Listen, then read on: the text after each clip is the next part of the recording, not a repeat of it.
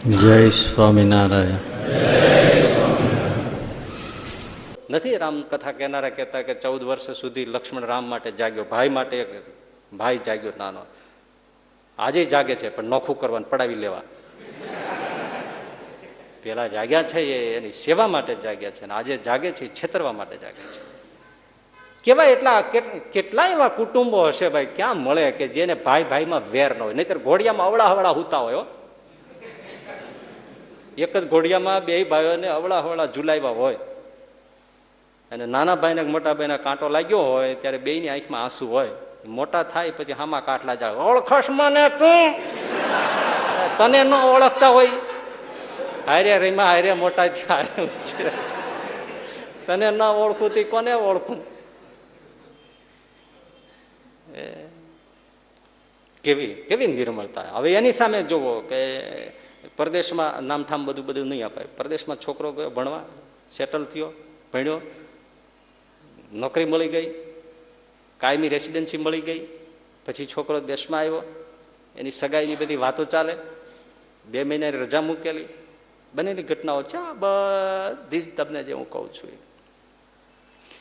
પછી સગાઈનું બધું ચાલે, એમાં એક સરસ મજાનો કુટુંબ મળી ગયું સામે, છોકરી પણ સારી, ઘર પરિવાર પણ સારો. આની સ્થિતિ કરતાં પહેલાંની તો 10 ગણી પૈસા ટકે સારી, બહુ સારું એમ કે સાસરું મળ્યું કહેવાય.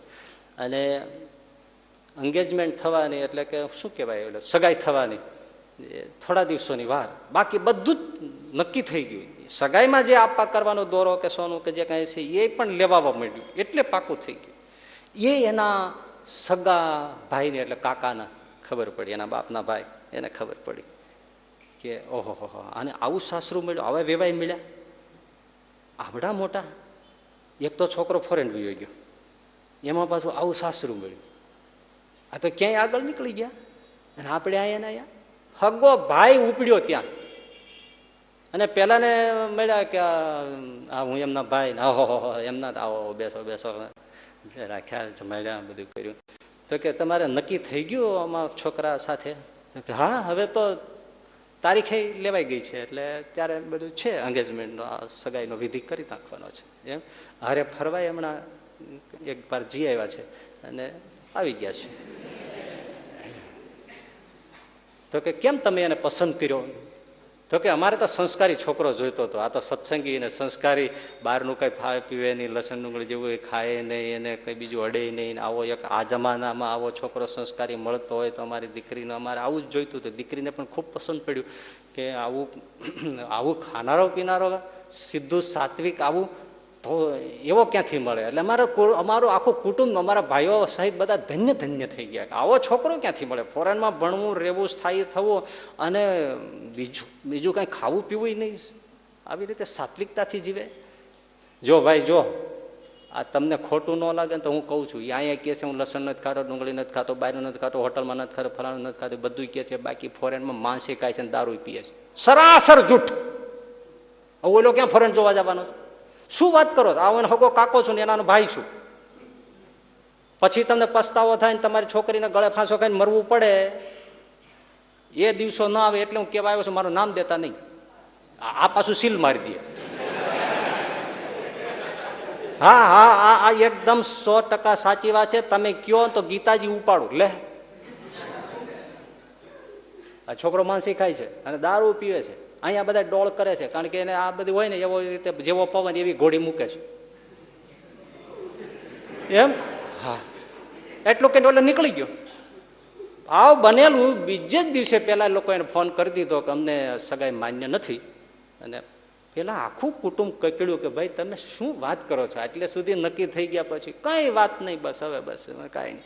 પછી બહુ પાછળ લાગ્યા ને ત્યારે એમણે કીધું કે આ છોકરો દેખાડો કરે છે, બાકી ત્યાં માંસ ખાય છે, દારૂ પીએ. અરે પણ તમે શું વાત કરો છો? મારો છોકરો દારૂ પીએ ને માંસ ખાય, અમારા 7 પેઢીમાં કોઈ નથી કરતું ને અમે સત્સંગી છીએ. માંસની ડીશ નથી જોઈ, એમાં તમે ખાવાની ક્યાં વાત કરો? હા, એ બધી હવે આજકાલ લોકો બધા ફોરેનમાં હોય છે, બધા છેતરામણા જ હોય છે, અને ફલાણા થયું, આને થયું, ત્યાં થયું. હવે વાત જ મૂકી દો, તૂટી ગઈ. નિત સવારમાં વહેલો ઉઠીને ટાઢે પાણીએ નાય, પણ સગા ભાઈનું સારું જોઈને દિલમાં લાગે લાય તો પ્રભુ પૂજ્ય શું થાય? હે નીત સવારમાં વેલો ઉઠી ટાઢે પાણીએ નાય. હું કોઈ દી ગરમ પાણીએ ન નાહો. તે માછલાય નથી નાતા, ગરમ પાણીએ નાય છે, ટાઢા પાણીએ જ નાય છે. એ ક્યાં કોઈ દી માગે હીટર વાળું કરી દઉં? મૂર્ખા. આવા બહુ હોય છે સમાજમાં ધાર્મિક લોકો, એને ધાર્મિકતા ગણતા હોય છે. અરે ભાઈ, તમે ગરમ પાણીએ નાવને કોણ ના પાડે છે, પણ બીજાને ગરમ ના કરો. નિત સવારમાં વેલો ઉઠી ટાઢે પાણીએ નાય, પણ સગા ભાઈનું સારું જોઈને દિલમાં લાગે લાય તો પ્રભુને પૂજે શું થાય? એક બે વ્યક્તિ તો અત્યારે મારી સામે બેઠા છે કે જેને આવી રીતે એના ઠામ ઠાળી નાખ્યા હોય, એની વાતો નથી કરતો, એના ઠામ ટાળી નાખ્યા હોય એવા ત્યાં એક બે મારી નજર સામે છે જેના સગાઓ જ ટાળ્યા હોય. શું કરો? અને પાછા બધા જઈને બીજાને જઈને શું પૂછે, નથી શાહબુદ્દીનભાઈ કહેતા મારે સમાજ સેવા કરવી છે. કોઈને નડોમાં એ જ મોટી સમાજ સેવા, બીજું કાંઈ કરવાની જરૂર નથી. વાહ! પણ અમુક લોકો છે ને કોણ જાણે કઈ કર્મ કુંડળીમાં, કેવા ગ્રહમાં, કેવા નક્ષત્રમાં શનિ શુક્ર 5 ગ્રહનો યોગ થયો હોય ત્યારે જન્મા હોય, કે રામ જાણે આખું બ્રહ્માંડ જયારે અકળ વિકળ હોય ત્યારે પ્રગટ થયા છે. મંગળ ને ગુરુ ને શન ખરાબમાં ખરાબ જયારે સ્થિતિઓ હોય એમાં પ્રગટ થયા હોય એવું લાગે આપણને. કે એને કાંઈ પણ ઘટના હોય, કોઈ પણ વ્યક્તિ હોય, એનો પ્રતિભાવ દ્વેષાત્મક જ હોય. તમારે કઈ વાત મૂકો, ખબર નહીં, રાત્રે સુઈ જાય સ્વપ્નમાં ચાલતું હોય આ લોકો. રાત દિવસો એના જીભથી સારી વાત ના.